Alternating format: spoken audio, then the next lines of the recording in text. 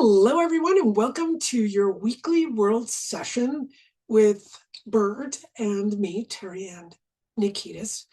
What we're going to do this week is work with, it's basically the central nervous system, but it could be the auditory system or the ears, depending on whatever the source is of your dizziness. So I experience a lot of my clients, including myself, have been very dizzy, mostly over my lifetime. So yes, I found something that is actually controlling it. So we'll see if we could work with that today. I'm not going to give you any advice. So just to make sure that there's no medical advice on here. So you'd have to write me separately if you want to know what I did. And again, I wouldn't take my advice medically. I only say that eating right, like eating liver would be a good thing, eating organs, if you're not vegetarian. And yeah, there's an interesting thing too that I saw the other day. Jordan Peterson's daughter, Michaela Peterson, Michaela, has begun a study for people with diseases like RA, rheumatoid arthritis. They're going to do, I don't know how many people, so you can look it up in case you want to be in the study for the carnivore diet. So they want to get some real hard data on what the carnivore diet can actually do for things like RA, rheumatoid arthritis. So interesting stuff going on in the world, and you can check that out. And today we're going to look at dizziness. So just going to tune in and see what direction we need to go in. So we are going to start with the base of the spine and the coccyx. Interesting place to start. So it looks like pretty much most people, even as babies, we might have fallen on our bums. And when we do that, we misalign the spine. The coccyx can be bent. So any of you that remember falling on your bum, this is going to be really helpful. We want to adjust all that and support the movement of energy systems, that's the Ida Pingala channels, as well as the way the spine sits, as well as the vertebrae, and get those vertebrae hydrated and the spine sitting properly. So let's start there. You might feel it. It's interesting as I'm sitting in the chair, I feel like my right pelvis is kind of trying to stick out for some reason as I want to go through this adjustment, and I'm waiting a little bit here to see when is my spine. I've fallen a lot, many times on that coccyx, many times. I'm not a very good faller. I don't fall very well. So take a deep breath, and you might just feel the energy, the heat at the perineum or at your coccyx. I mean, that area is very close. We've got a Kundalini gland on the coccyx. We want to make sure that's working. We're going to relate the Kundalini gland to all of the glands. Breathe. Just feel that. The Kundalini gland in relationship to all of our glands.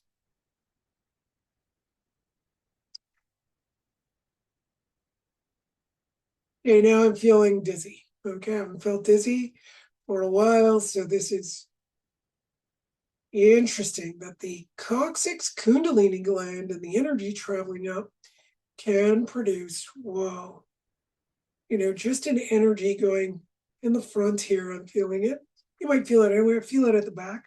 So I know that some of the neuromuscular system is going to take part in this, because where we're going to have contractions or bad habits. Bad habits come from repetitive work.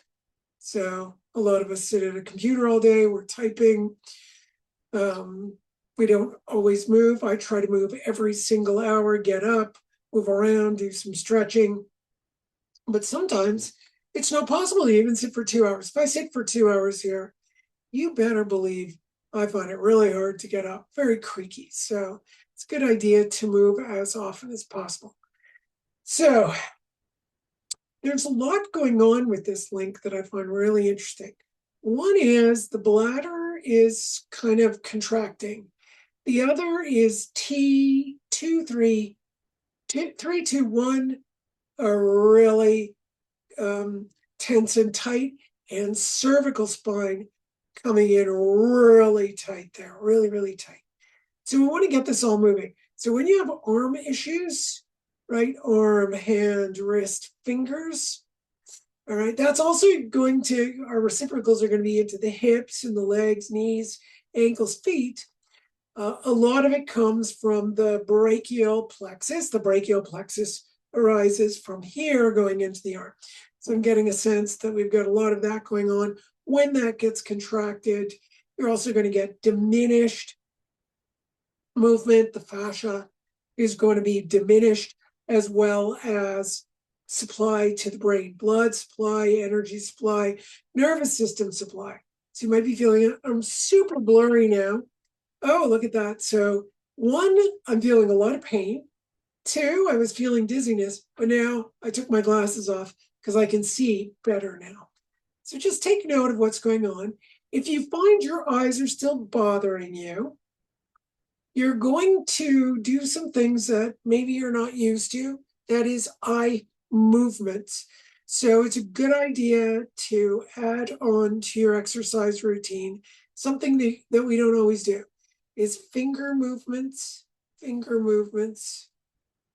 fingers, try and move them all separately and slowly, because your neuroplasticity, so you could even, if you move extreme, then try and move less. As little as possible. You'll notice there's constriction. I already feel the constriction. I'm sorry, I'm holding my arm up. It would be better if you relaxed it. I'm holding it up to show you. It's nice if you just relax it down and move your fingers. You can lay it on a surface and just move it very slightly. Just as little as possible with no restriction. That's going to help your neuroplasticity. You might even feel your brain clearing as you do this. Okay. Next thing you want to do is the other hand, then you want to do your toes. Toes are really hard. I can only move my big toe and my pinky toe independently, but the middle 3, they all move together. So I try to move them very little, and I still effort to get my brain to move those toes. You want everything to move. So we're activating the entire brain. And really the parietal lobe, this is where we've got all the sensory motor cortex, and we get that moving. So the other one is to move your eyes. So one of the things you want to do is you look up, down, side, corner, lower corner. I don't care which one you do first, upper corner, lower corner. There you go, rest. Then you want to rotate. When you rotate your eyes in a clockwise direction, you might notice your eyes jump. You'll feel it. Usually you need someone else to see it because you miss it, but try and notice. There, I just jumped already. Jumped again. So when you do jump, you just hold it in the space. I just jumped again, so I'm holding it there. And I go up. Oh, I jumped again, so I'm holding it. Oh, I jumped again, so I'm holding it. And just go around till you notice you don't jump. Oh, lots of jumps. Okay, so you do that a few times and then go counterclockwise. So when you stop, you might feel like the brain is dizzy. I already feel like there are certain areas where it's already dizzy. So just stop for a moment, and we're going to relax the system in relationship to the Kundalini gland, the perineum, CV1, original cells of your body. There we go. I can already feel the eyes clearing, and the coccyx. And breathe. Now we'll go in the other direction. Notice when you jump and just hold it there. Notice when you jump and hold it.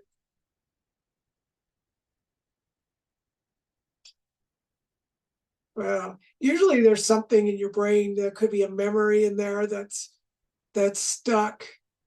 So when you hold it there, it helps release that memory and the emotional content. So one of them, I started to feel a little nauseous. So I know that that it's worry, the stomach. So something is causing me to worry. And then I thought, flash, my parents. So we're definitely worried about them. Yeah, so you might notice little flashes. You don't have to make a diagnosis. You just go, okay, I acknowledge that. And now that I'm doing a session, let's let it relax. Now, you might notice I just moved finally. I was kind of slouched with my hip, my pelvic basin sticking out. And all of a sudden, I've come up straight. So just notice what your body's doing. Don't make it do anything. Don't try to cause it to do anything. You want to allow these energies to make that movement. Now I'm going into the subscapular area, the levator. So that can also bring in a lot of tension to the back of the head, reduce circulation into the head of energy. That's going to be chi. That's going to be your kundalini. You don't want kundalini shooting up into the brain, but once in a while you need a little bit moving up there, clearing things out, and allowing things to drain downward as well. So now let's just get that tapping going. And you can tap your head. So I'm going to tap the areas that I'm feeling a lot of difficulty. So breathe. Then let's go into, all right. So fascia and tendons are coming up. So those of you who complained about wrist or you got any type of tension, I've got lots of tension back here or wherever you've got aches and pains, that kind of thing, but also occipital ridge, cranial aponeurosis. When all of this is tight, when the brain is tight, when the brain's not getting circulation, well, the rest of you's not, okay? So we want to do a little bit of detox. So yes, there's a lymphatic system that helps drain the brain, but we also get ion ventricle discharge in the brain. So we'll do all that, but what I really want to do is get the toxins that can even be surrounding, not necessarily within the brain, but on the face, in the eye cavity, in the nose, in the sinus cavity, in your face and cheeks, a little bit of, we could even say, could give you a little bit of, a nice little cleanse in the face if you got acne, if you've got, sebaceous cysts, if you've got, dry scalp, psoriasis, eczema, these things are going to really, really help. And we're going to bring in the capacity for the skin to have enough hydration with oil. And we want to get those two working together so they're cleaning, they're circulating, and we don't get accumulation.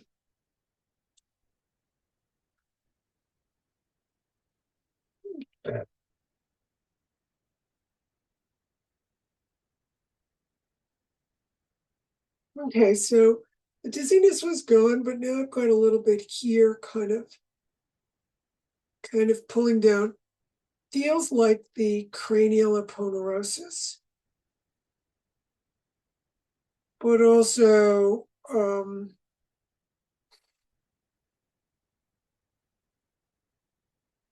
the way we look at the world. So there's going to be many people who look down at the phone, look at the computer. I find reading didn't necessarily do this in my life. I've read a lot in my life, and it's not the same as a screen. Obviously, we get that blue light coming in.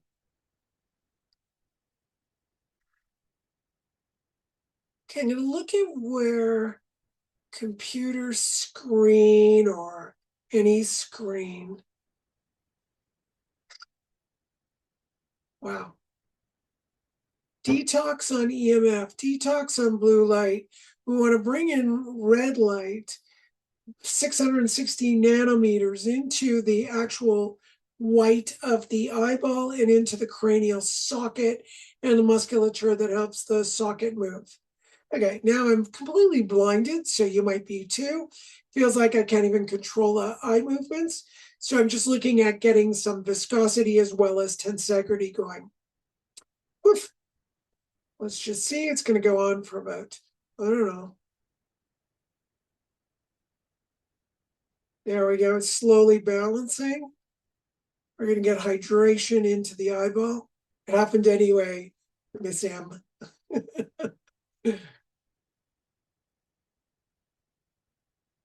Okay, even though I feel more able to, move my eyelids and the eyes, but I don't see as well. So I'm just wondering, um,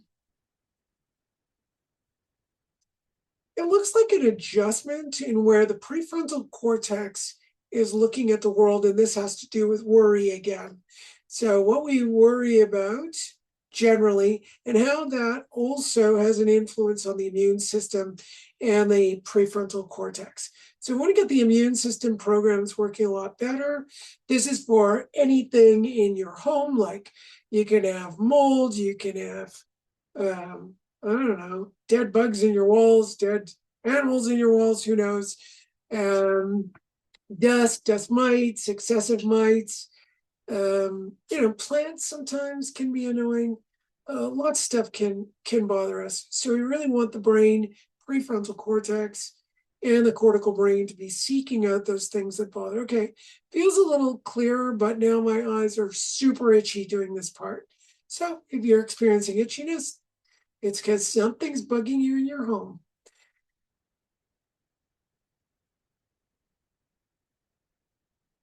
I'm going back into ligaments and tendons. So those areas that are overused from repetitive work.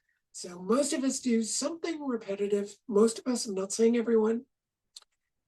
And we want to get that movement again. I'm just going to move hands, feet. Okay, hands and feet. Maybe do another eyeball one. Hands, feet. Okay, so cuddling bird also is big repetitive movement. He needs this all the time. So lots of different things you might not notice you're doing repetitively. I didn't even think of this as a repetitive movement. He will bite if I stop. He just goes and tries to get me to go. So you forget because the bite hurts. The repetitive movement doesn't.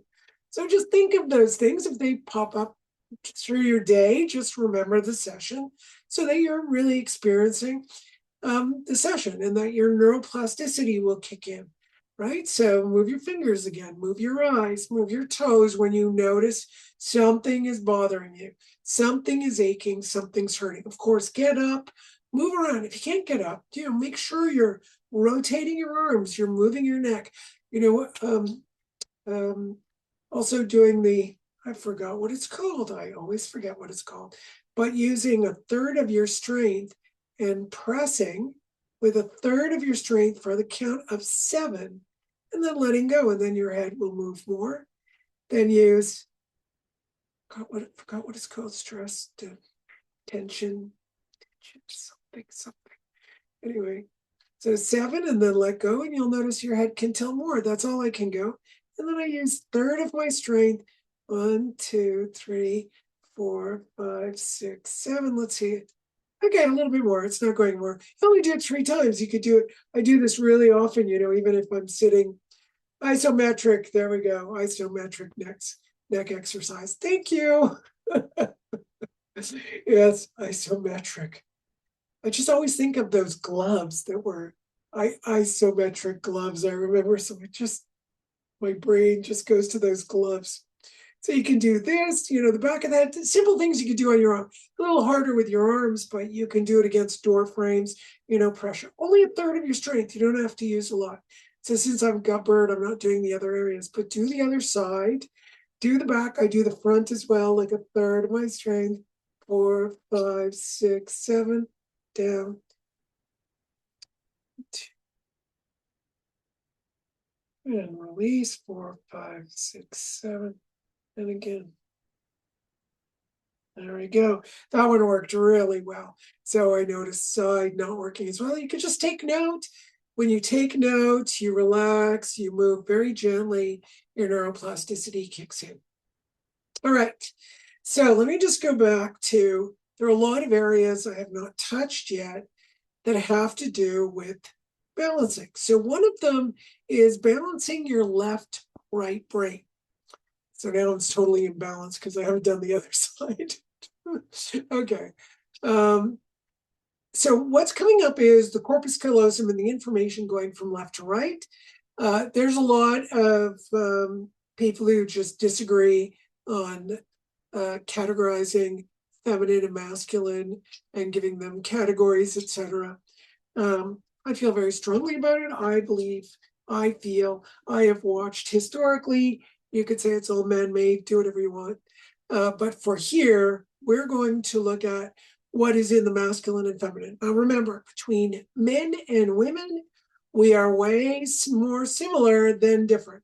But these slight differences between the masculine and feminine, like the feminine is practical, the masculine is visionary, you can check that out within yourself. You'll notice you operate differently when you're a visionary, and you operate differently when you're in your practical. You know, when I'm creating, when I'm in my visionary, when I'm trying to put together a new class or a course, I'm a very different individual when I'm going boom, boom, boom, boom, boom, then I'm extremely practical. And the masculine is orderly, the feminine is chaotic. Yeah. When I'm, doing something and I'm in my feminine, my whole office is all over the place. Now people could say, no, it's men who do that. No, it's the feminine and the masculine. That could be within a man or a woman. You never know where you are in any particular moment of the day. But I find it really helpful because the left and right brain differ. And when the left and right brain differ, we're better able to work with each side, especially when we're a little bit dizzy. So let's say I overwork my feminine. I'm going too much in my feminine, and then I have to kind of become orderly, start to focus. Right away I go, oh, I start to get really dizzy. So I just take a moment till I can get balanced again. When I'm overly, which happens very often, I can be overly in my masculine, I go back into my feminine, and right away I stand up and it's like, whoa. And then I just go, okay, let's get back. Let's balance the body. I'll do different techniques to balance the body. And that's what we're doing right now, is making sure that we adapt. So I'm older now, so I don't adapt as well. But when I was very young, I denied a lot of aspects in my feminine. I thought they weren't good, so I fainted a lot. So once I started to accept all those components and go, okay, I've got to accept these parts of myself, I stopped fainting. So lots of good stuff comes from understanding the difference. It's like we have a ton of different characters in us as well. We've got all kinds of characters. We've got the good girl, we've got the bad girl, we've got the, the drag queen girl, we've got the queen girl, we've got the princess, we've got all kinds of people. We just sometimes prefer to choose one over the other. Oh, now I picked the healer to do in my life. That's what I picked. But a lot of people say to me, yeah, I should have been an actress. I'm like, okay, doesn't really matter. So I've got that character as well too. So it's really the embracing. So that neuroplasticity also works really well.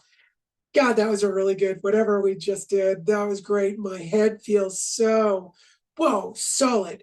And that's the information traveling through the corpus callosum and communicating to the two sides of the body so the entire nervous system can fire. Remember, sometimes we try to limit our experience, and it's really hard to take in the whole experience. Of course it is, right? The phobia is what looks at the world and we dismiss what's around it. That's very important. Otherwise, we need a head like this big to carry around so we could see everything. So we do focus on particular things, but we want the focusing to go in and out as we need to and go to different areas.